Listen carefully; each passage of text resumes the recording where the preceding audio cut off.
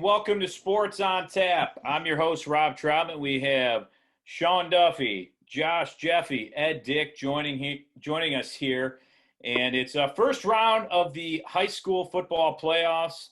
It's in the books, and we had some great games. I know I was at a great game this last week, which was at North Olmsted, which we have some breaking news on the Eagles there. But Midview and North Olmsted, I mean, I couldn't keep up with all the highlights and everything going on. It was absolutely insane there. A good atmosphere. Guys, welcome to the show this week. A pretty busy one to go through all these brackets, but nonetheless, it's going to be a lot of fun tonight. Certainly. Well, we're in the playoff mode a little bit earlier than we're used to being, but as we were talking about last week, this has a very March Madness feel to it. And so we saw a lot of matchups that we would really never see in the normal course of action. A lot of our teams in our conferences are playing teams from all over the state. So it's very exciting from that perspective to see how our teams are stacking up against the rest of the state in these playoffs so far. You're absolutely right. And I think it's going to be fun to kind of see, like you said, how they match up. We got some great second round matchups coming up. Some unfortunate news that we'll get to, but first we want to go through the different regions. What we're going to do is go through the different regions and just go through the teams. You know, if we have the recap for these teams, we'll just go through and down the line of Division One, Region One, and I'll try to put up the graphic that shows the actual bracket here. So we'll see how that will work out for us if I can get that up. And when we go through them, we can talk about, starting with St. Ed's. St. Ed's absolutely dominated Glen Oak, Canton Glen Oak, the 16 seed, as St. Edward dominates 42-0. They're the number one seed in this bracket.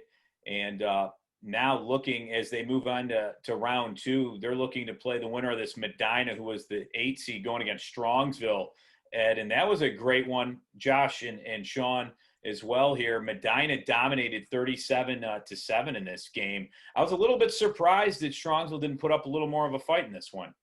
Yeah, what was good about this one for Medina is that they had a very balanced attack in this one.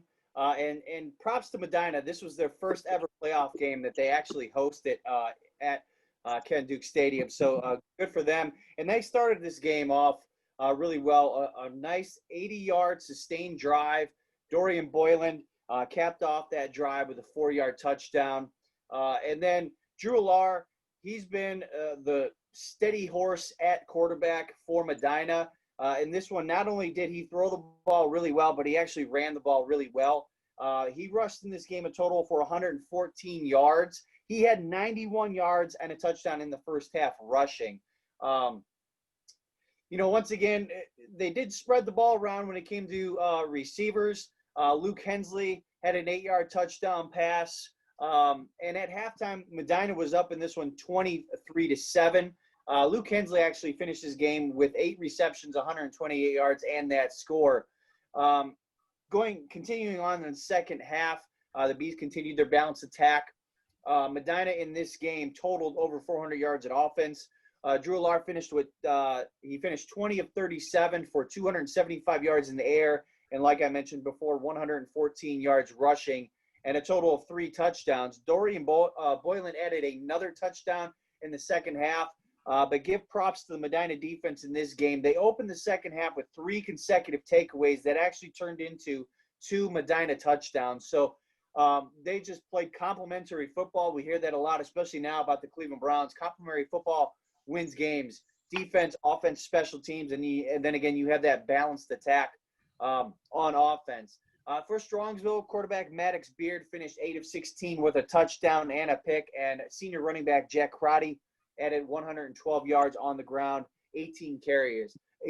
Like Rob said, Medina will move on to play number 1 seeded St. Ed's in Division I, Region 1. Continue on in the region through the bracket here because most of the GCC teams were in this. In fact, all of them were. All 7 teams were in this bracket and played.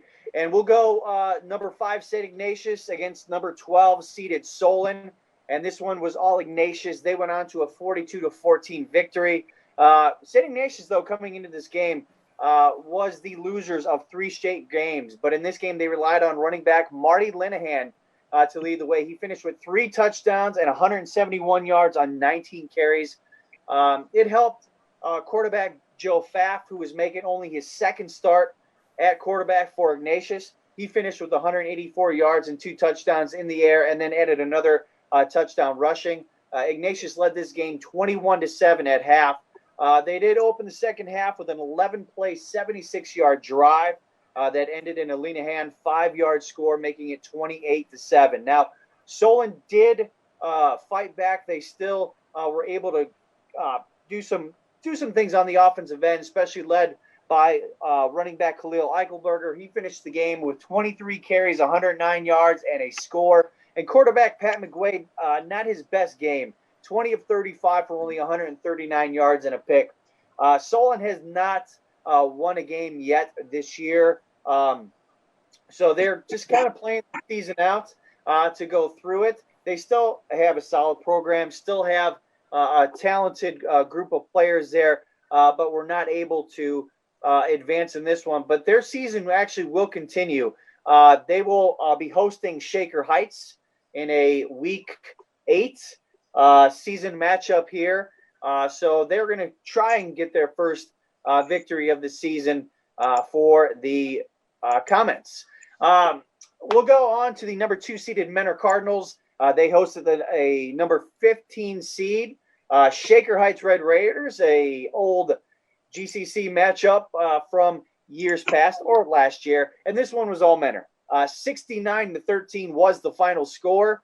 The game was never close. In this game, a total of 8 different players scored touchdowns for the Cardinals. The score is 28-0 after the first quarter, and they led 49-13 at the half. Menor starters did not play in the second half of the game. Quarterback for the Cardinals, Ian Kipp, only played one half, finished 12 of 18 for 280 yards and 4 touchdowns. And in this game, Menor outgained Shaker Heights 450-195. So this one's all Menor. They will move on. I'll go over at the very end of the recap. We'll talk about the upcoming schedule for the GCC, what it looks like coming in this coming weekend. The next matchup in Division I, Region 1, pitted the number 4 seeded Euclid Panthers against the number 13 seeded Elyria Pioneers. This was actually a rematch from last week where Euclid defeated Elyria 42-20. But this game was closer. Elyria actually came out and played a really tough defense. This game was actually scoreless up until the third quarter. That's when Cam Smith's interception of Elyria set up a Savion Jones 17-yard touchdown run, and that gave the Panthers the first touchdown of the game. It was 7-0 late in the third quarter. Jones added another rushing score set up by Javon Colvin's 75-yard run. And then the final Euclid score came on quarterback Andre Rawlings' 1-yard run to seal the deal for Euclid. 21-0 again, the final. Euclid moves on. Elyria will actually be playing a game coming up this Friday to get kind of used to their new SWC schedule that they'll be having on next year. Now, probably the best game thus far of the playoffs for this region was Brunswick against Massillon Jackson's, the number 6 seeded Blue Devils against the number 11 seeded Polar Bears. Brunswick actually had some tough news at the beginning of this game. Earlier in the day, it was found out that assistant coach and former head coach Tom Fasco did pass away. So they were playing with a heavy heart, but it sure showed that they really played for him. In this game, Brunswick comes away with a 42-28 victory over Massillon Jackson. This is only the third time that these two teams have met. The previous time before that was 1999 when the Brunswick Blue Devils defeated the Massillon Jackson Polar Bears 31-17. Hey, you guys were there. You guys were there. Yes, we were. So a little bit about this game. Again, Brunswick came away this game focused. They wanted to play for their coach that they lost. They started the game with Ethan Fritz and Kyle Charette in the first quarter. Jackson answered with a Jackson McConnon 5-yard TD reception, 7-7 early in this game. David Hamrick had an interception in the second quarter, and that got the Blue Devils going from there. Brandon Kitting, Ethan Fritz scored on a rushing touchdown, both of them, and Ethan Fritz hit Kane Som for a touchdown. Brunswick went into the half with a commanding 28-7 lead in this game. Brunswick continued the scoring into the second half. At the 3:49 mark of the third quarter, Kenning scored his second rushing touchdown of the game to put the Blue Devils up 35-7. Give credit to Massillon Jackson, however. They came back in this game. Jaden Barker kept the Polar Bears in the game when he scored 2 touchdowns back-to-back to make the score 35-21. Brunswick did have a great, solid 56-yard TD run by Andrew Haber. Again, Jackson answered back with 1 minute and 50 seconds left in the game. DJ Harris caught a touchdown pass, and then the defense for the Polar Bears quickly forced the Blue Devils into a 3-and-out. So getting a little hairy there for the Blue Devils, but Brunswick was able to stop the rally and seal the game when David Hamrick, once again, his second interception of the game, he intercepted the ball with a minute left. Brunswick gets the victory. It's their first victory in the playoffs. This is actually their first playoff game since 2014. So props to the Brunswick Blue Devils for a victory. Now, the upcoming schedule in Division I, Region 1 for the GCC. Number 6, Brunswick will travel to number 3, Canton McKinley. Number 7, Stowe Monroe Falls will travel to number 2, Mentor. Number 5, St. Ignatius will play at number 4, Euclid. And number 8, Medina, as we mentioned, will play the number 1 seed, St. Edward's Eagles. Now, as I mentioned before, a couple games that will continue regular season play, I guess we'll call it. Shaker will play at Solon, and Elyria will travel to Berea Mid-Park. So that wraps up Division I, Region 1. In terms of the GCC, no really big surprises in this one, other than the fact that games, like you mentioned, Rob, Medina and Strongsville were not closer than they were. I think we all expected Menor to win like they did. And maybe Solon not putting up as big of a fight against Ignatius in that one. But other than that, the bracket pretty much went, I believe, as expected. Yeah, I mean, I would agree with that. I thought Brunswick came out and played well. You know, the Canton-McKinley game, I was a little bit surprised. It says 54-26 here. But I know, I mean, according to Berea Mid-Park, they had 32 down, but I'm not sure what the right score was there because I'm going to go according to this one that said 26. But, it was actually, I mean, granted, Canton-McKinley came out in that game and scored 20 points right away on 3 Berea Mid-Park turnovers, which I'll get to in my recap. But, they didn't give up, and they put up some points against Canton-McKinley, which I was a little surprised on. According to Joe Idle, it was 54-32. Okay. Yeah, I looked and I saw 2 different scores, so I wasn't sure which one to go by, but I figured this one would be pretty accurate. But like you said, as expected, I think that's going to be a great game between Stowe and Menor. Also, Ignatius playing Euclid, which Euclid, it was a kind of a close game with Elyria, 21-0. They kept it close, couldn't get on the board was Elyria, but St. Ed's did what it had to do, and so did Medina, so that'll be a good matchup here in round 2. So some fun matchups as we move on to round 2 here. Yeah, and just real quick, speaking of Elyria, they right now they're 1-6. They did play really well from where they've come from in this playoff game. They really held Euclid down. I mean, to go into the third quarter, midway through the third quarter, still be scoreless in a playoff game, that just shows that this program is building.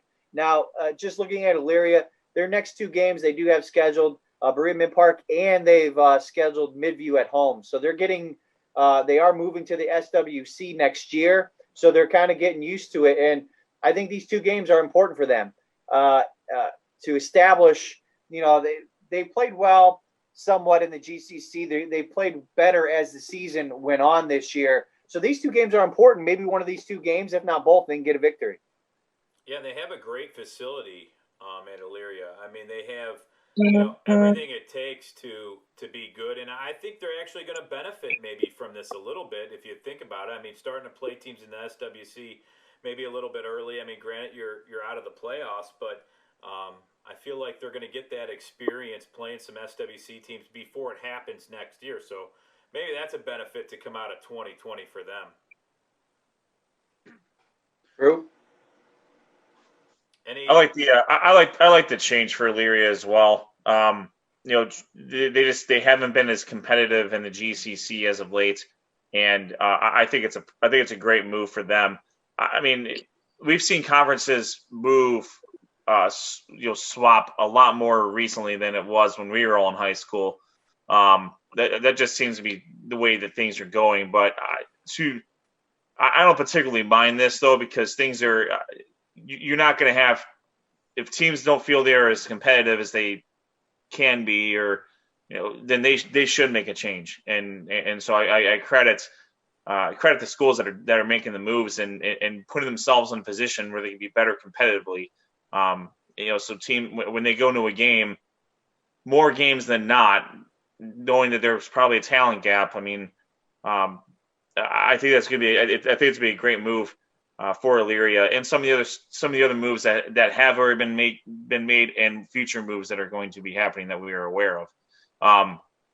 One note about the Medina-Strongsville game. You're right, Josh. Complimentary football for Medina, I think, was huge here because they had played Strongsville. They beat up Strongsville pretty good in their first matchup, and so it's tough to do that to the same team twice.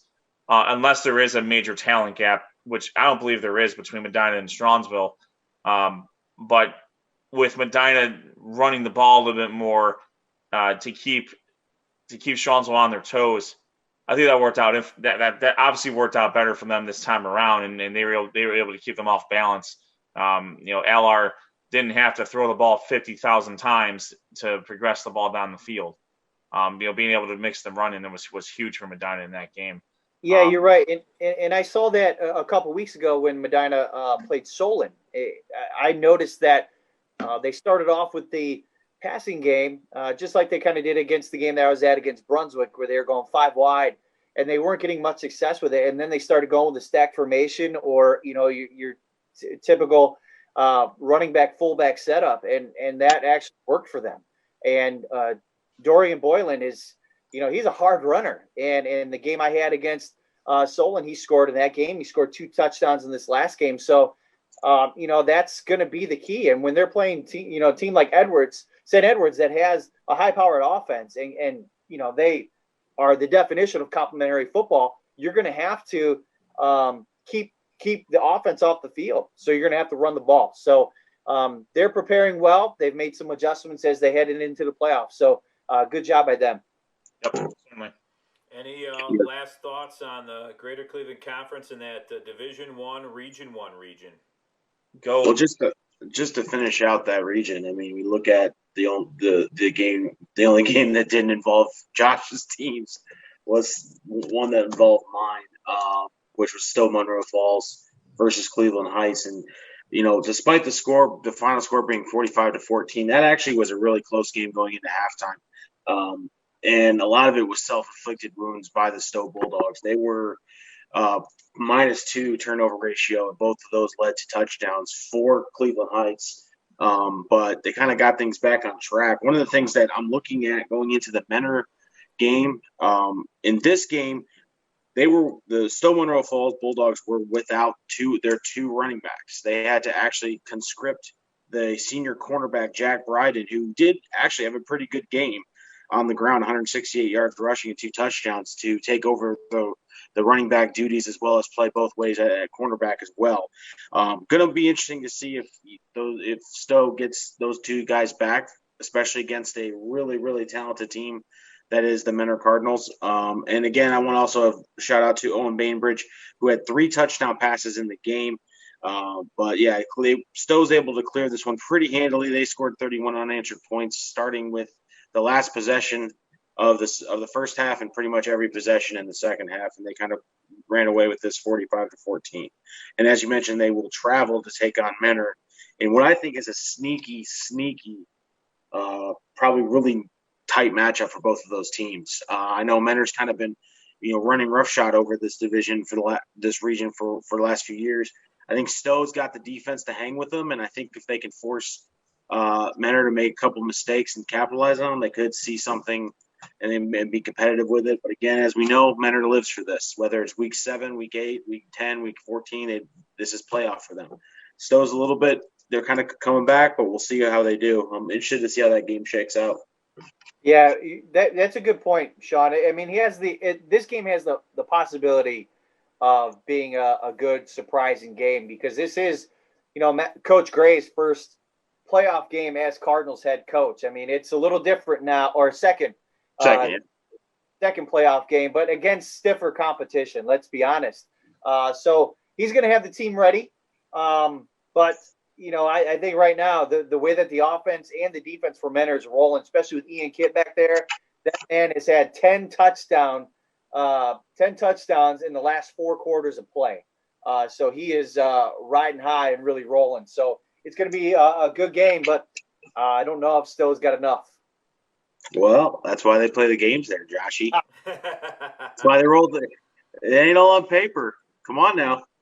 Yeah, certainly want to. I'm not going to be biased here. I certainly want to see unbiased. Certainly want to see Brunswick take out McKinley. They ended my career, so let's go. Come on. I was going to say, I think they ended a lot of teams' careers. It seems like. So we've had I think we are 0-5 against them all time. We lost in '96, 2001, and then 3 straight years in the 2000s, all in different rounds of the playoffs. 04 was in the regional championship. 05 was in the first round, and 06 was in the second round. They were the first team to hand Sean Bedovelski a loss in his career. So it was so we owe them a little bit here. So I know Coach Pinzoni, they're going to be very, very well prepared for this game coming up against McKinley at Fawcett Stadium. It's a tremendous place to play in, and even more so now with all the renovations they've done there. So good luck to the Blue Devils this coming week. Yeah, it'll be we'll see what happens. Hopefully we could see a surprise there, and I think it could be a really good game, especially Absolutely. After Berea Mid-Park put up 32 points. So Brunswick's playing a lot better this year, that's for sure. All right. Well, now we'll go to the first round of the playoffs I still have Berea Mid-Park in Division I, Region 1. Give you a little background on how that game went. Is Kent McKinley in this game, they scored the first 20 points in the game. A lot of it was a pretty balanced attack for the most part, with passing and rushing. But how about the Bulldogs in this game? 571 yards rushing and 703 yards of total offense in this game. I mean, that's a lot of offense. But the Titans, they did hold their own in this game. Not giving up is a wide receiver and cornerback Jack Arnold. He had a great game. He had 2 intercepted passes from McKinley quarterback Elijah Wesley. And Arnold also caught 4 passes for 142 yards and 2 touchdowns in the game. Quarterback Luke Devins, the junior, he passed for 354 yards and 4 touchdowns, had 1 touchdown on the ground. Wide receiver D'Angelo Borders, he was busy catching passes. He had 10 passes for 84 yards in the game. So a lot of offense going both ways in this game. And actually the Titans trailed 34-13 at half before closing the lead to 34-20, which was in the third quarter. But they couldn't get any closer, losing to the Bulldogs in this one, 54-32, your final score. The Titans, they will return to the regular season like Josh mentioned. They will host Elyria in that game. So Berea Mid-Park falls to 2-5 on the year as Kent McKinley improves to 5-2 in what was a crazy offensive game. 703 total yards of offense. I don't think I've ever heard that much offense, other than maybe a John Hunick team that got pretty close. We know they can put up some offensive numbers, that's for sure. North Ridgeville, there's not a lot on this game, surprisingly, but North Ridgeville, they traveled to Toledo, St. Francis, DeSales, and the Rangers, they hung tough in the first half like they have all year. They trailed 10-0 in this game, but then like most of the season, in the second half is when things just somehow explode for them. As in the second half, it really got away from North Ridgeville as they lose in this game 38-0. North Ridgeville falls to 0-6 as St. Francis de Sales, they improve to 5-2 the year. North Royalton and Amherst in this game. This is all Division II, Region 2 now, and we'll go through their brackets here. Region 6. Or Region 6, yeah, not Region 2. It's Division 2, Region 6, not Region 2. North Royalton taking on Amherst, and Sean, you might have some stats and some different stuff after this one here, but the game was 0-0 after the first quarter in this game, Sean, and then all of a sudden the Comets and Bears offense woke up in the second quarter, and it was the Comets' Tyler Brazini. He had 4 touchdown passes in this game, and Amherst actually jumped out to a 14-3 lead, but North Royalton, they responded with a touchdown of their own. And it kind of went back and forth. Amherst quarterback Tyler Brazina, he connected with Alden Steele for 74 yards. And then the Comets found themselves actually down 7 as we skipped straight to the end of the game with 40 seconds left in this game. Tyler Brazina, he threw an 89-yard strike to George Gotsis, tying the game at 28-28 with 20 seconds left. The game then would go into overtime and then eventually would make it to the third overtime. In Amherst, they would start with the ball and settled for a 35-yard field goal from Adam Henderson. But then a defensive win in the game for the Bears, who also would have a chance in this third overtime. It was Zayden Abuhamdeh who would be the difference, scoring from 3 yards out and winning the game for the Bears. And Abuhamdeh, he had 4 touchdowns on the night as North Royalton gets a big win in 3 overtimes, 48-45. And North Royalton 1-6 now, Amherst 4-3. As North Royalton will move on to take on Olmsted Falls, another SWC opponent for them. Is didn't really get a chance to see who Amherst is playing, as I looked a lot of different places, but didn't see who they play next. I'm going to say right now, this was a absolute shock to me. I'm not when I looked at the score Saturday morning and I saw a 3 overtime win for North Royalton over a team like Amherst, I was pretty impressed and not overly, I guess maybe impressed, but not maybe totally shocked, I guess, because every game that North Royalton's played, they've been in, and they've been able to run the ball with Zayden Abuhamdeh. That's how I was told to say it when I was at North Ridgeville for the Watcher. Abuhamdeh. That's the way it was spelled, and that's the way it was phonetically explained to me. Okay. To give you an idea how he finished the night, Abuhamdeh carried the ball 47 times. He racked up 255 yards of total offense on the ground and 4 touchdowns. He was the workhorse for North Royalton. They were able to do I think they were able to beat Amherst at their own game, which was smash mouth football all the way up the middle, or riding a running back who's just a very, very consistently dominant runner. He's downhill. He doesn't do a lot of side to side stuff. He's a hammer. And it was very nice to see that, North Royalton, who I will readily admit I did not expect a lot of come last week. I thought Amherst would win this game. And I was pleasantly surprised when I saw North Royalton to pull this one out. Not shocked that it took 3 overtimes. I think both of these teams had the ability to kind of match up really well. But for North Royalton, it doesn't get easier. But they haven't really had an easy schedule all year. I mean, they've played the Lions, the lion's share of the national division, which, I mean, let's face it, that's a tough division right now. That's a really tough division.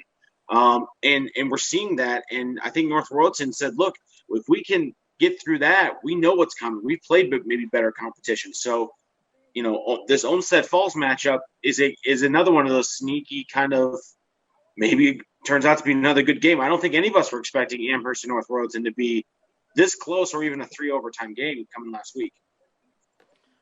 Yeah, I really didn't know what to expect, because Amherst has played a lot of good football this year, but then they've also played some superior opponents with Avon Lake, and also I think they played Avon this year.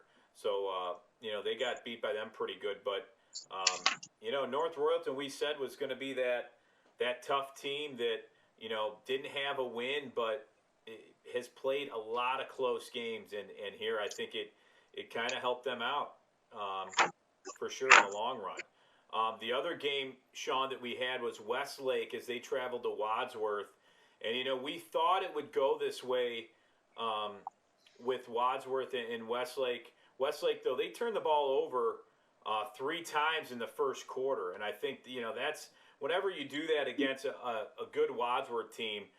It's going to be tough to come back. And the Grizzlies, they took advantage going up 21-0 early on. The Demons, they did score some touchdowns in this game on a 25-yard Mackey Keenan pass to wide receiver Dylan Bednar and 2 to Will Ostrowski, touchdown runs of 3 and 44. But Wadsworth, in the end, just too much as they win this one 48-21.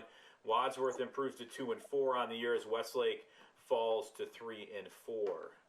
Yeah, this game was, is interesting because Wadsworth, again, I did mention this last week, is a dangerous 1-4 team coming in here. They've lost a couple heartbreakers. They were also not healthy up until recently. They had lost some serious talent on the defensive side of the ball and got that back coming into this Westlake game. And yeah, I think you're seeing the fruits of that. You're seeing them forcing the turnovers. You're seeing them pressuring the quarterback.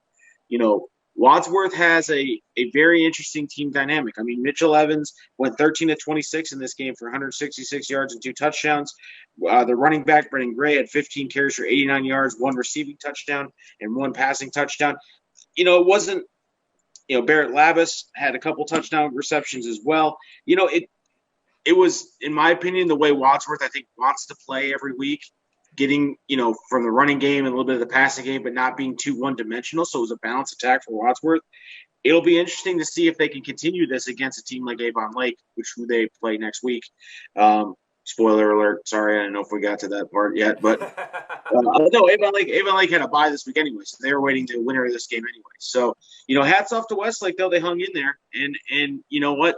A team is young. And we talked about this last week. This is a young team that's getting – its first taste of playoff football. That atmosphere was there.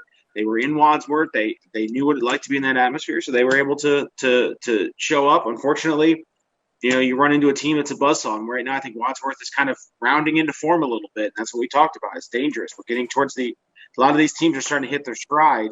So now you're not really sure anymore if you could predict anything. So that's a very interesting game. And, I think Westlake has a couple of games, Rob, if I'm not mistaken, scheduled for the remainder of the year to get to their 10. I don't know who that would be, but we can certainly look.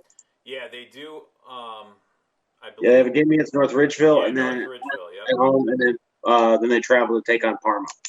Yeah, so 2 good games, I think, for them. Yeah, and they've played, I thought, a lot of good teams that they match up really well against. I thought Cuyahoga Falls, that was a great game for them. That was a very competitive game, and I think that can only help them develop because they have a lot of young players, and they've had a lot of young players for the last few years. So that'll help the Demons as they get into Ed division there in the Great Lakes Conference. I think that'll help them. I think that's going to be a great conference as North Olmsted goes over there. And that's going to be my next game that I'm going to get to is the game that I covered, which was North Olmsted going against Midview. And they hosted Midview here. And I'll skip around because this was another high-scoring game. So it was crazy here, especially, there was not a ton of fans, but there was enough fans from the players that made it a really good atmosphere, especially it felt like playoff football. And we kind of got a glimpse at 9:51 in the first quarter of what this game would be like as North Olmsted quarterback Anthony Gershio, he started the scoring with a 43-yard touchdown pass to wide receiver Jared Kelly. And Gershio, he was really active in this game. I mean, he reminded me a little bit, and I hate to compare him to NFL quarterbacks because he's not there, but he has the feel of a Baker Mayfield where he likes to run the football, but he likes to get out and pass. He doesn't like to just sit in the pocket. But there was another quarterback in this game on the next series is Midview quarterback Ethan Surdock. He had a really good game, but he had some interceptions in this one. And right on back-to-back series, the Eagles defensive back Eric Wasson took it to the house from 24 yards out. It was 14-0 North Olmsted early on in this game. But then Midview, they wouldn't give up, and they answered. As Ethan Surdock, you'd connect with wide receiver Connor Awad from 17 yards out. It was 14-7. North Olmsted, they would punt. The Middies would go down the field and settle for a 27-yard field goal by Caden Cook as he hit a 27-yard field goal. And all of a sudden, there's a little 10-0 run by Midview. It was 14-10 in this game. The first quarter would end 14-10. So we go to the second quarter, and all of a sudden, Midview turned the ball over again on an intercepted pass. The Eagles, they'd put a good drive together, and that would lead to a Gio Rodriguez 5-yard touchdown run. The extra point, though, was no good, and it was 20-10. And then just turnovers in this game, seemed to be, kind of part of the storyline. After a fumble by the Midview Middies, and this one at 4:38 in the second quarter, the Eagles, they drive all the way down. They tried for a 27-yard field goal, but it was wide left, so Midview able to kind of withstand another turnover in this game. But then Surdock and the Middies came right back down, and he would score on a touchdown run. This game went back and forth. It was 20-17 at this point, and at halftime, that's what the score would be, 20-17. And then in the third quarter, Gershio again was active as he scored a touchdown from 4 yards out. It was 27-17. And in the third quarter, I mean, this was an absolute flurry of scoring. You could go on our Twitter page and find some of these highlights because there were some really good catches and some good plays in here. Or you could go to our YouTube page as well and on our website at sportsontappodcast.com. You can see all these video highlights from this game. But there were a lot of scoring. At one point, Gershio would run a touchdown in from 1 yard out. It was 34-24. This was 4:57 left in the third quarter. And it would go again back and forth as the fourth quarter would start with both teams trading big plays after big play here. But they wouldn't give up. Both teams kind of went back and forth. Just when one team you thought would run away with it, North Olmsted got up by 10. Then all of a sudden, Midview would come back and score again. Ethan Surdock, he's only a junior, and he's looking really good for the Midview Middies. Coach Beal has to be really happy here. They didn't give up the whole game, but eventually Midview had the ball after stopping North Olmsted in the fourth quarter, and we saw some defensive plays, and that's when Midview got the defensive stop in the fourth quarter, and they took over with 2:24 left in the game. They drove all the way down into North Olmsted territory, but with 21 seconds left, it was defensive back Daniel Davis for North Olmsted would get an interception that would seal the deal for North Olmsted. And the Eagles, this is their first postseason win ever in the school's history. They win 48-45 in this game. And what a game. As North Olmsted was riding high. They improved to 2-4, and they would face the Avon Eagles in the next round of the playoffs. Is in the game, Avon won their first matchup 42-14 as Midview falls to 1-6. But Josh, gave us some information today that is really unfortunate for North Olmsted. Oh yeah, just earlier today, pretty much a half hour before, I should say an hour and a half before our show started here. A North Olmsted player tested positive for COVID-19, and then the school and the health department was able to trace back some more people with close contact. So they are forced to actually cancel the game, and those players and those affected have to be quarantined. So not the way that North Olmsted wanted to, kind of end their playoff run, but because of that, the game is canceled, and actually Avon able to move on. So and like we were exchanging text messages before the show started, and Ed, you're exactly right. Not the way that Avon wanted to advance in the playoffs for sure. You want to be able to win it on the field, and unfortunately, the circumstances that are happening in all walks of life is what we're dealing with right now with COVID-19. So it's unfortunate for everyone involved. Yeah, and North Olmsted in this game, I thought played a really good game. Gershio is so dynamic. Whether he runs the ball or passes, he had weapons from all over the place, and they were able to move up and down the field at will. Same with Ethan Surdock for Midview. He had such a great game. The turnovers were brutal for them. They were big turnovers in the game, but you didn't see Midview really fold. They still came back each and every time. And I mean, this game went back and forth, and I think Coach Beal saw what his team's made of a little bit there. They're still a pretty young team, but he has the experience, and I think Midview's going to be there. They're developing some of these players, but give credit to North Olmsted. You know, congratulations to them, especially after getting the big win. My G&G Fitness Coach of the Week was Tim Brediger from North Olmsted. I thought he did a great job getting North Olmsted, you know, their first postseason win ever in school history. And my RRT Productions Player of the Week was North Olmsted quarterback Anthony Gershow. He had 5 touchdowns and over 400 yards of total offense with him alone. And I thought, you know, he was a leader on the field. You know, anytime they had a turnover or a guy missed a catch or something, he was that leader on the sideline trying to pick the players up and saying, hey, we still got a game here to play, and you can't get down. You got to move on to the next play, and they did that the whole game, and we're right there. So some matchups in Division II, Region 6 now. As you look in the second round, it's number 1 Avon. They were going to take not number 16 North Olmsted. Obviously, that's not going to happen, as Avon will move on there. But number 3 Avon Lake takes on number 14 Wadsworth. That should be a really good game, as these two teams have matched up before in the playoffs. Number 4 Toledo St. John's Jesuit, they take on number 13 Barberton. Number 5 Brecksville takes on number 21 Oregon Clay. Number 6 Olmsted Falls takes on number 22 North Royalton, and number 8 Highland takes on Fremont Ross. And I'll try to get that up for you so you can kind of see the bracket a little bit here. As you see some of the seeds right here at the top, Avon will take on, or will advance there, and they'll face the winner of the Medina Highland Fremont Ross game. So that's going to be, you know, a good matchup. Is Fremont Ross, you want to talk about a dominating win over Normandy? How about that, Ed? 71-0. I mean, Sure. wow. I mean, I guess it should. We could talk about it, but it's not going to be a long conversation. Yeah, I mean, or, you know, some of the other games that we can talk about before we get to the following week's schedule, but however you want to do it, Rob. Okay. Well, let's go through. I thought we were going to go through the brackets, but.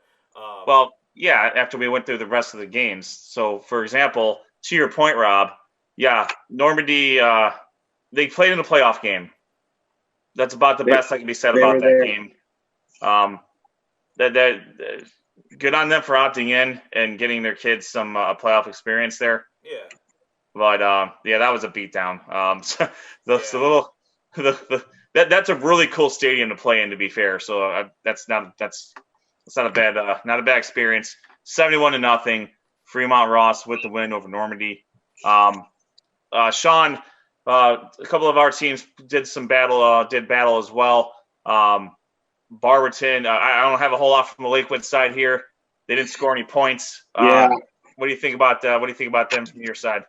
Well, I mean, Barberton again, I think is similar to North Royalton in that they played the lion's share of a tough division. I mean, they mostly played at a national division in the Suburban League. They cut their teeth against the Wadsworths, the Brecksvilles, the Hudsons. So they're maybe a misnamed or a dangerous, team right now. 49-0. Not a lot on here. The lone stat I was able to pull today was that quarterback Chandon Lee went 8 for 10 with 120 yards and 3 touchdowns. They had a couple of defensive scores that helped them as well. And, they had a good rushing game. Unfortunately, the only real performance to speak of with any stat line was Chandon Lee. The headline here is that Barberton takes care of business in round 1, moves on. And now they have to play. Now they have a significant step up in competition against a team like Toledo St. John's, who every year we're talking about Toledo St. John's. They're always in the thick of the playoffs. This is not new territory to them. They are similar, very similar to, Mentor in Division One.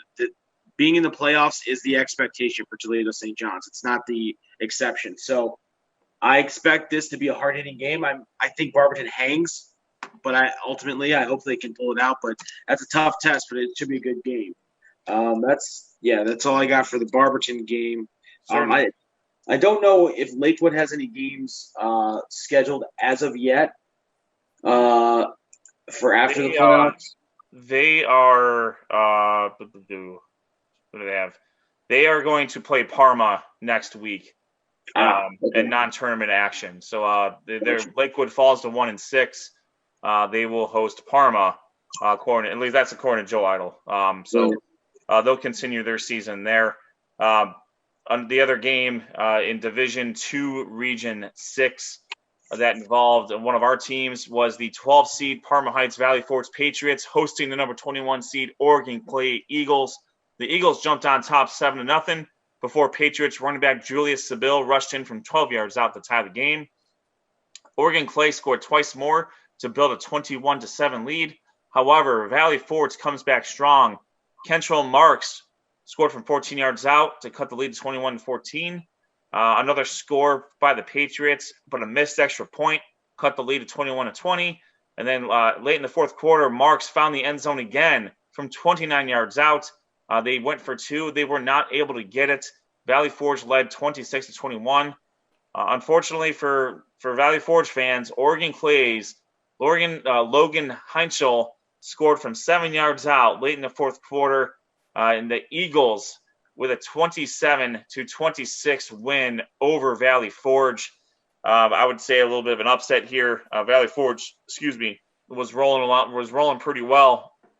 Kentrell Marks, we're going to hear a lot of his name next year. He's only a junior, but he's got several Division One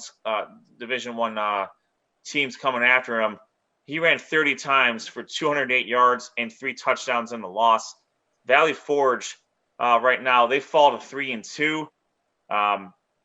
Oregon Clay will advance. They will travel to number 5, the Brecksville Broadview Heights Bees, and prohibitive defending plain dealer offensive player of the year, Mr. Joe Labus. And so we'll see if Oregon Clay can channel that magic again as they move forward. So I believe that there are no more GLC teams in Division II, Region 6.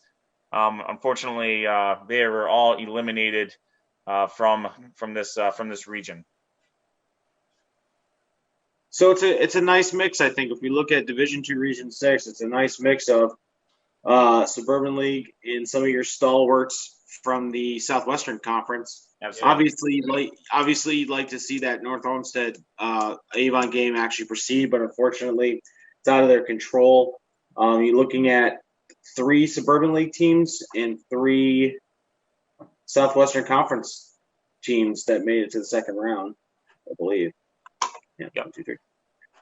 So it'll be interesting. I if I'm picking a game, if I'm looking at a game, it's weird. The Olmsted Falls game is starting to intrigue me, and I don't know. And I'm not saying that to say that I think North Royalton comes in there and shocks the world again, but you can build off a win from Amherst. You can build off that win. That's a lot. That's a confidence booster, especially on the road. You know, you're going to be on the road everywhere you go in this particular, playoff. So who knows? Maybe North Royalton makes some noise. But again, that's a tougher test. That's just as tough a test to go from Amherst to take on Olmsted Falls, because we know Olmsted Falls defense. They like to hit. They're a tough defense. They're coached very well. They play their game very, very well. They execute very well. So North Royalton's going to have to be on their P's and Q's like they were against Amherst. They need to be that way. Avon Lake and Wadsworth is another good game, Rob. It's another good game that is intriguing if you're looking at it from a sports on tap sentiment. And judging by the way the media has already dictated where they're going, I think they agree with our sentiments because everybody's going to that game. I think that's like game of the week for everybody. So that's going to be an interesting game to follow. I don't know if I'm going to be traipsing the sidelines in Avon Lake, but you never know.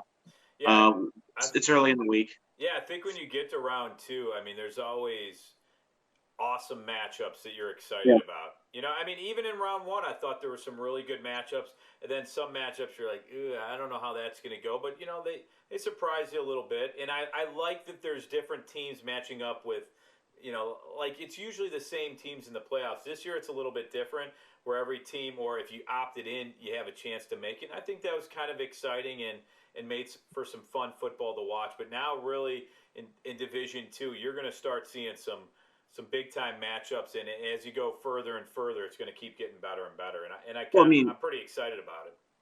Yeah, I mean, if we would have gone by the old standard way of doing things, no way a North Royalton would have gotten in. No way a Wadsworth would have gotten in. Right.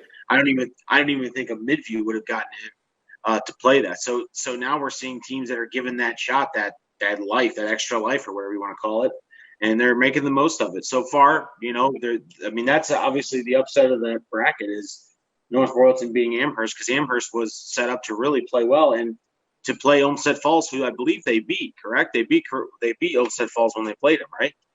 I'm trying to think. I think Olmsted Falls beat Amherst. Yeah, I think they actually beat Amherst. I think that was one. Maybe it was them. I don't think Amherst played Avon. I think they lost to Olmsted Falls and Avon Lake this year. And but Amherst is kind of similar to Olmsted Falls, where they like to run the football a lot.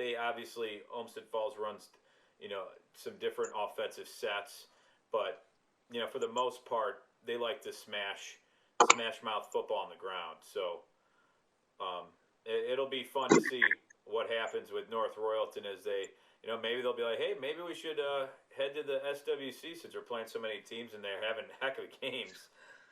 But yeah, that was a fun one to watch, and definitely was surprised by the score. That's for sure. Yeah, now, absolutely. Ed, you had some more in the Great Lakes Conference, right? I do, but let's hop. We'll stick with Division Two. Division Two, Region 5. Sean, you got some teams in there if you want to take care of that. I do. This is this Division 2 Region 5 is basically the Suburban League recap, with the exception. I don't think any other teams other than my teams are in this one. So for those of you who don't like me, suck it up. This is going to be about 10 minutes of me just talking. We're going to start out as what I considered a pretty big surprise is Kent Roosevelt, who just got cleared to play 2 weeks ago, has been 0-2 going into the playoffs. They got their first win of the year, and it came at the best time in the first round as they beat University School 28-3. Kent Roosevelt's quarterback Christian Detweiler had a touchdown pass in this game, and Kent running back Quentin Upshaw also rushed for a touchdown in this. Congratulations, Kent Roosevelt, on your first win of the season, your first playoff win. You guys now get a chance, an opportunity to literally be the team that beats the number 1 seed, Akron Archbishop Hoban, in the next round. Congratulations, Kent Roosevelt. Happy for you. Enjoy the bus ride up down to Akron. It'll be a good time in the world for you guys. But yeah, I mean, congratulations, Ken. Obviously, with all they went through with the COVID issues and things like that, and having to cancel a bunch of games, they did get their win. They did get a playoff win. Unfortunately, their prize is now they have to play probably the best team in the area, hands down. So hopefully they can go in there and hold their own. But as we've seen, that's been tough to do against a team like Archbishop Hoban.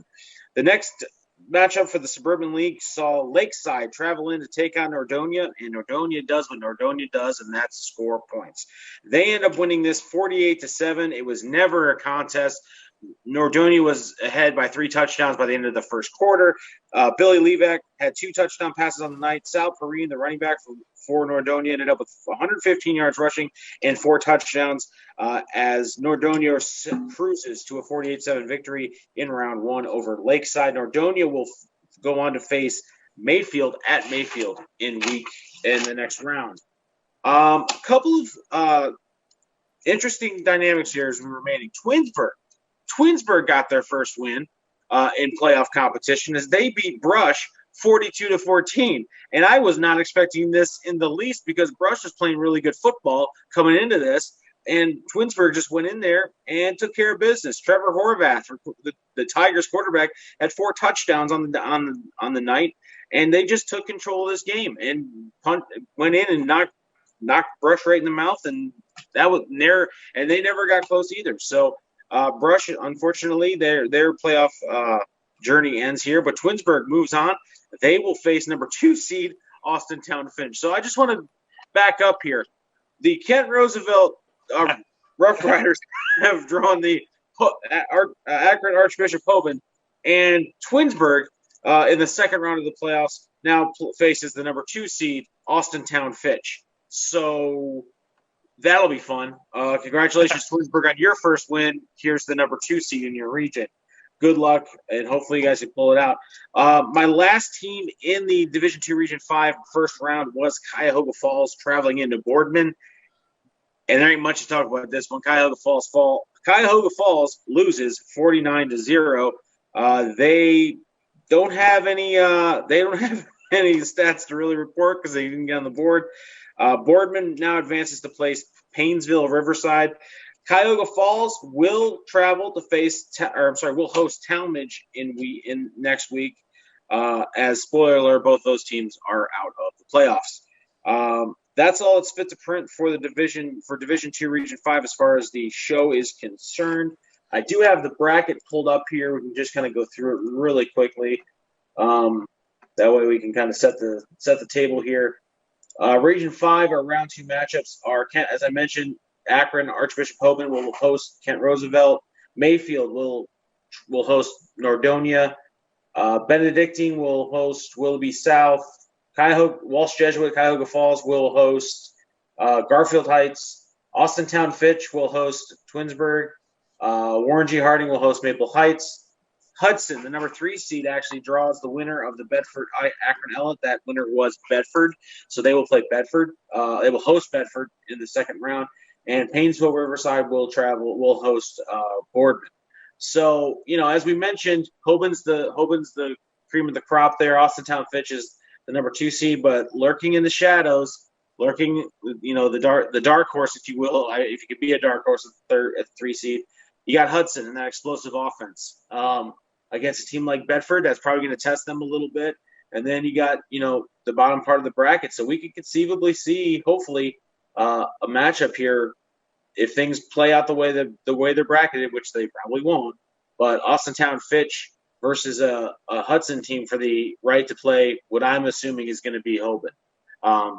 Barring a massive upset of epic proportions, I think Hoban's cruising at least to the regional finals here. Not to say it's not going to get difficult for them. An intriguing matchup would be if Nordonia can get past Mayfield. That might be fun to watch, a Hoban team versus a Mayfield team that does put up points.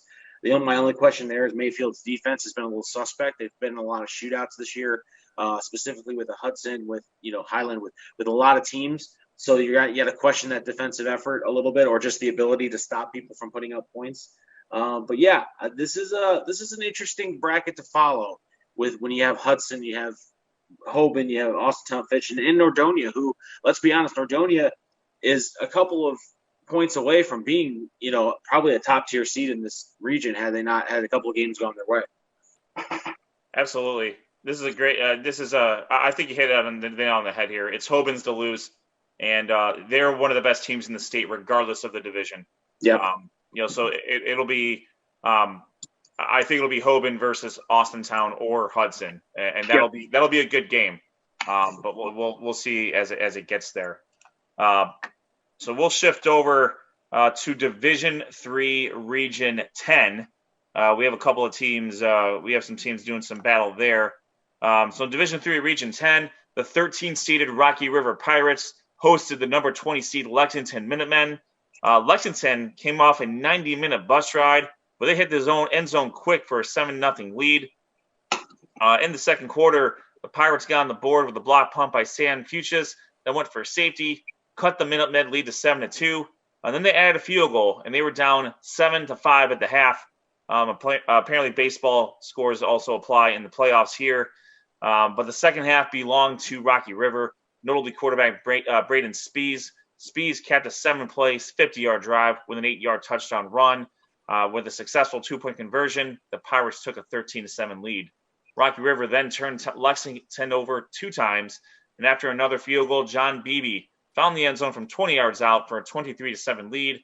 Rocky River continued to shut down the Minutemen, and they wind up with a 29-7 victory over Lexington. Braden Spees, quarterback for Rocky River, rushed for 2 touchdowns to lead Rocky River. With the win, Rocky River improves to 4-1 overall. They will travel to Parma to take on the number 4 seed Padua Bruins. who had a bye in the first round, and that'll be a good matchup between the Pirates and the Bruins. Also in Division III, Region 10, the number 14 seed Bay Rockets hosted the number 19 seed Defiance Bulldogs. Despite Nick Batari's 19 carries for 151 yards and a touchdown, and Tony Tully's 7 tackles and a sack, the Rockets were not able to overcome multiple turnovers against the Bulldogs. They lose 27-10. Bay drops to 1-4 overall. They will have a scheduled game next week against Sandusky Perkins to continue their season, just not in the postseason. Defiance will travel to number 3 Bowling Green for their next playoff game. Also in action for Division III, Region 10, this also involved a team from Division II, Region 6. Medina Buckeye had a first-round bye. They will take on Richfield Revere next week. But in the interim, they took on Parma to continue their season in the home game. The Bucks, they definitely used this as a tune-up. They took it to Parma pretty efficiently, 34-0. Ben Barnes continued his assault on the scoreboard. He had 3 touchdowns. He also made 4 extra points. Cayman Marshall rushed for a 57-yard touchdown, and Aiden Craig blocked the punt and took it back 17 yards for a touchdown to lead a shutout effort for Medina Buckeye, tuning up for their game against Richfield Revere. Let me see. Let me look in this region here. Am I missing any teams on your end here? I don't believe so. I think no. The only 2 teams in Division 10 in Division 3 Region 10 were Copley and Revere, and both those had buys. Obviously, we talk about Copley. They're undefeated. Copley and Aurora hooked up last week in a American Division matchup. It was a low-scoring affair. Copley ended up coming out with the win. The difference here was Aurora led 7-3 for most of the game, and it wasn't until late in the game when Johnny Rijo hooked up with Preston Taylor for an 89-yard touchdown pass that gave the Copley Indians a 10-7 lead, and that would be the final. As both these teams are both firmly in the second round of the playoffs, and they were, this is more of probably a keep your legs running, keep your legs warm type of a game for both of them. Obviously, you want to get the win, but Copley is undefeated right now, and they are the number 10 seed. They will travel to take on Norwalk in the second round, and as Ed mentioned, the big matchup, the marquee matchup, the SOT matchup, is the Revere Minutemen versus the Buckeye Bucks. And I think that's going to be a fun game to follow too, because as we talked about last week, that's normally a game we see week 1 early in the season. Both those teams come out, and it's usually a pretty entertaining game with both those teams. So it'll be interesting to follow that game. The only other thing I need to mention, I think, from a show standpoint, is Division III Region 9. I'm sorry, are you done with the GLC? No, let me recap Division III Region 10 real quick. Gotcha. Richfield, so matchups next week.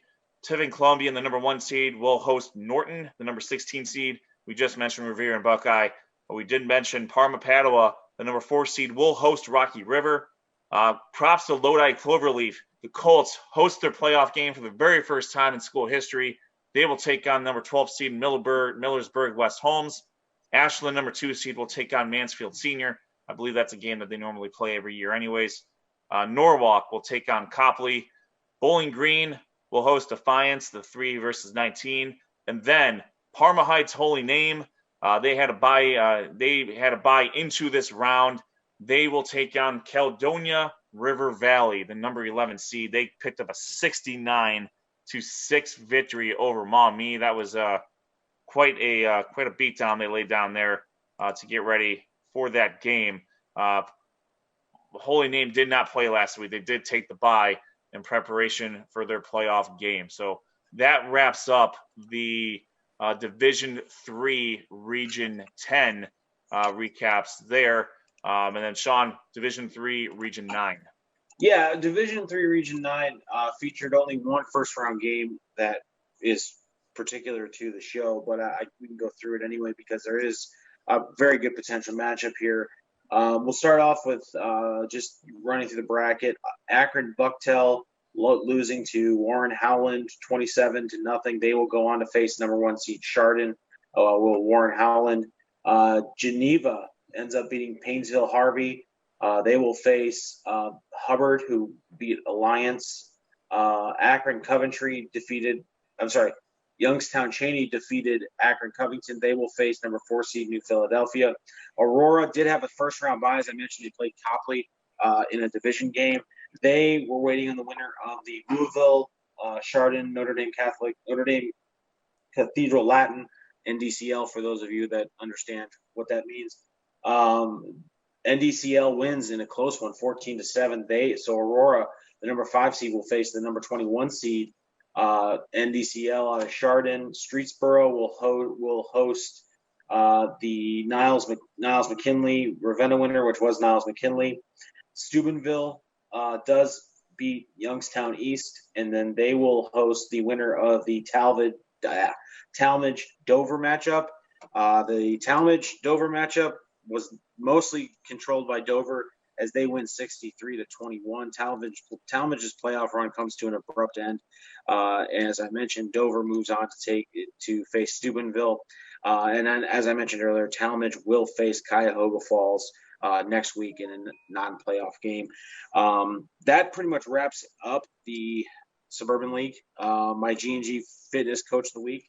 Got to give it to Nick. And if I mispronounce his name, I apologize. Suili from North Royalton.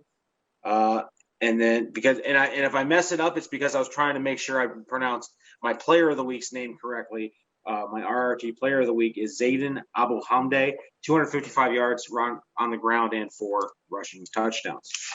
That's all I got. I'm out. All right. No more. Well done. Let me wrap up here. Division 5, Region 18. The only game that was active that involved a local coverage team was the number 19 Fairview Warriors traveled to Orrville to take on the Orrville Red Riders. This was a pretty good game. Fairview had a chance to take the lead late in the game, but they turned it over on downs.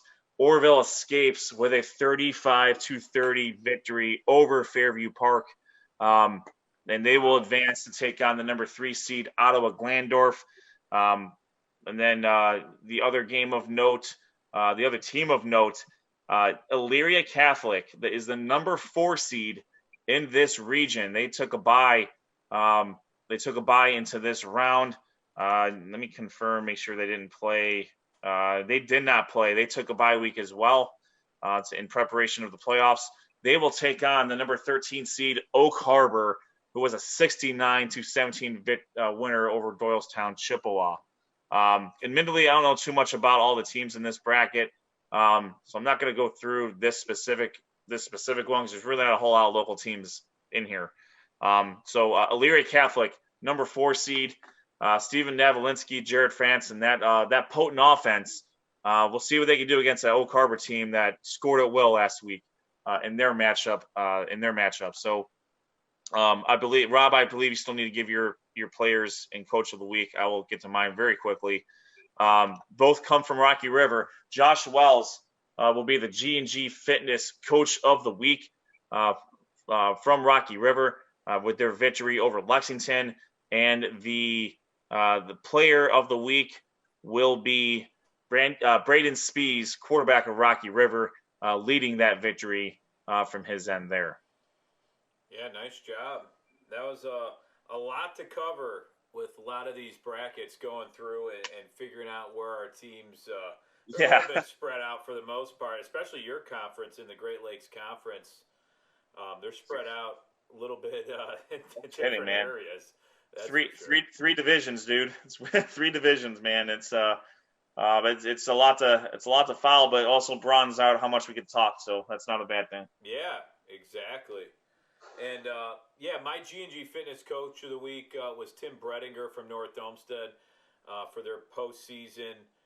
First postseason win ever in school history. I thought he did a great job getting them on track and beating a good Midview team in the playoffs. And then my RT Productions Player of the Week was North Olmsted quarterback Anthony Gershio. He had 5 touchdowns on the night and over 400 yards of total offense of him alone.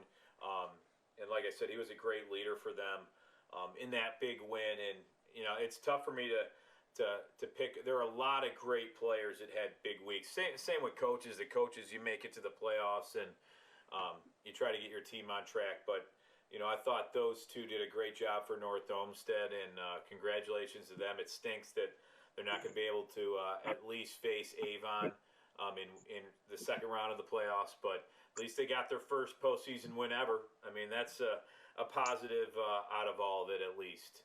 So Yeah, I should add, I did not give my nominees or my 4x coach and player.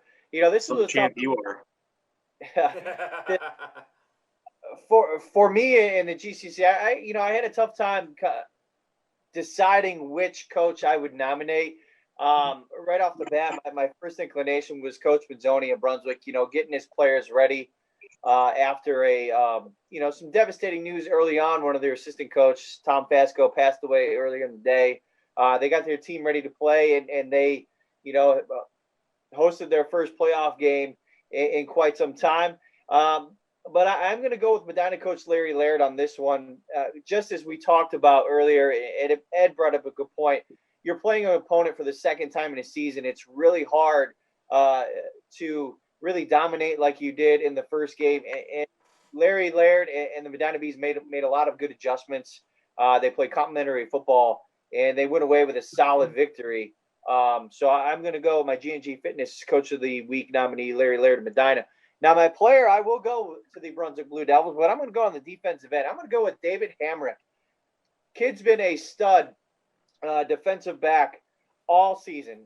Leads the team in interceptions. He had 2 more in this game. And these 2 interceptions serve different purposes. This first interception of the first half, that actually was the key to start off 3 straight Brunswick scoring possessions. And then he actually had his second interception was the last interception of the game, sealed the game for the Blue Devils. He had his interception with about a minute left in the game. So it's my player of the week, RT Productions player of the week nominee is going to go to Dave Hamrick of the Brunswick Blue Devils. all right, well done. Excellent. Give it Excellent. to a defensive player. That's what we like to see here on Sports on Tap. Props. That's some inclusion and some range. So good on us there. Yeah, it's usually the quarterbacks, running backs, wide receivers, quite a bit. Certainly.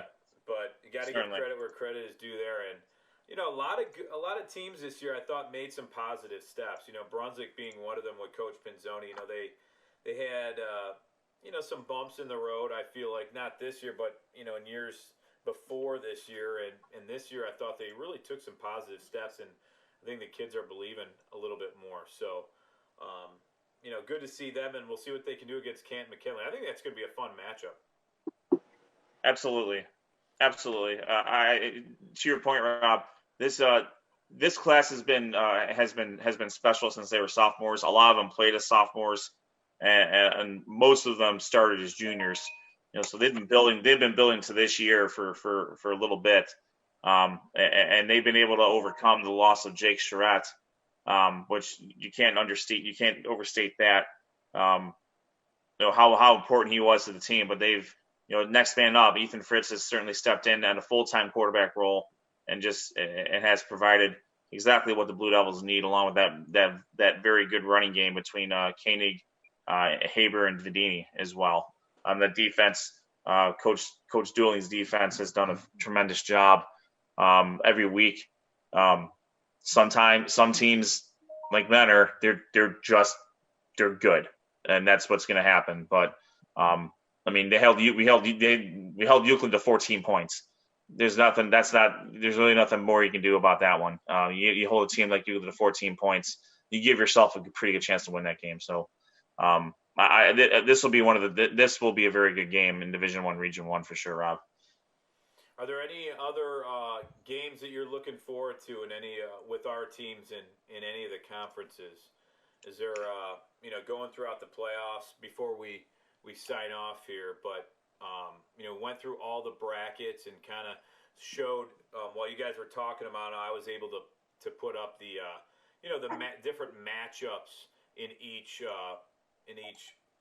area and bracket here. Any matchups that you're looking forward to seeing, and you think they're going to be closer? They could go one way or another. There's Sean. He's making me dizzy over there, man. Sorry. It's all right, buddy. Rob, I like Avon Lake and Wadsworth. Rob and Sean. I think they've done battle in the past, and it's Wadsworth. It really hasn't been stopped. Their defense at times has not played up to the level of their offense. But they're going to go against a very disciplined Avon Lake team. So I'm looking forward to that game, and specifically in Region 2, Division 2, Region 6. Yeah. I like that game, and I like Olmsted Falls and North Royalton. I know North Royalton, only has the one win, but they played an Amherst team, and I think Olmsted Falls and Amherst are pretty similar. They played this year, and it was a pretty close game. So I think this is going to be a close game, and it could go either way. Olmsted Falls their defense is going to have to clamp down and try to limit the amount of plays North Royalton. And I think with their offense, if they can run the ball successfully and get those first downs and keep that offense off the field, they could be successful in winning this game. But you know how North Royalton is. They can score on some pretty big plays and quickly. So that's going to be a fun one to watch. Absolutely. And North Royalton, as Sean mentioned earlier, I think they were the beneficiary of playing the schedule that they played. Yeah. They played a very, very good schedule. And Sean, overall, your teams did very well in the first round of playoffs. Yeah. 7-2 on the Suburban League was not messing around in the playoffs this week.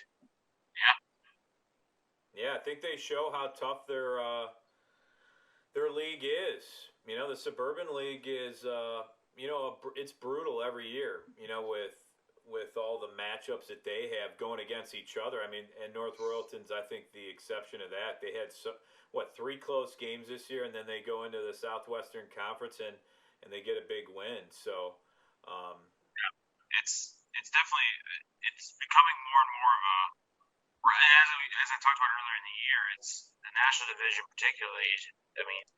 From a quarterback standpoint, there's a lot of talent in that division, and I include North Royalton. I include all